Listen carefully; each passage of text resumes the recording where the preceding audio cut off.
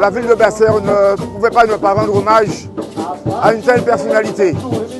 Gérard Pommer, c'est quelqu'un qui, toute sa vie, s'est consacré à défendre la culture et singulièrement le Goka.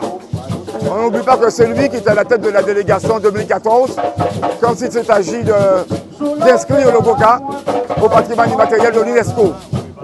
Et puis au-delà de ça, Gérard, c'est l'enfant de Basse-Terre. Alors le maire de Basse-Terre, avec ses élus, ont voulu lui rendre cet ultime hommage. Derrière, on a les tambouillés qui sont là. On attend tranquillement le corbillard qui ne saurait tarder.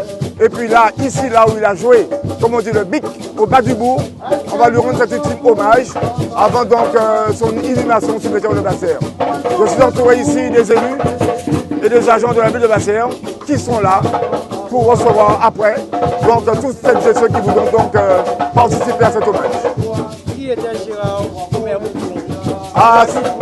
Gérard Pommer, c'était déjà l'ami de mon grand frère Alain, mais j'ai eu une histoire personnelle avec des amis qui sont derrière avec Gérard Pommer. C'est quelqu'un d'extrêmement rigoureux, je vais faire parler au président, parce que pour moi il est là. C'est quelqu'un d'extrêmement rigoureux et on a tous appris à ses côtés. D'ailleurs, tous ceux qui sont derrière sont ses dignes héritiers. Les Joby Julienne, Serge Dorville, Armand Cheron, Michel Allais, enfin bref, pour ne citer que ceux-là. Après, ils ont beaucoup appris et Gérard, c'était notre mentor. J'ai un souvenir où j'ai, sans le savoir, passé mon examen de moula.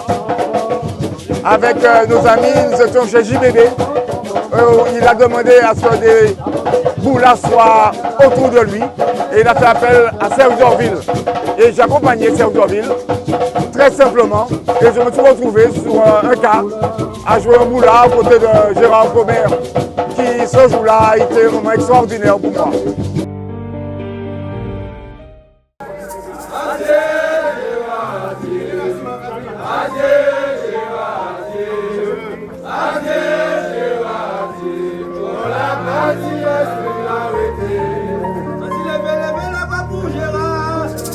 Nous répondons pas, Gérard.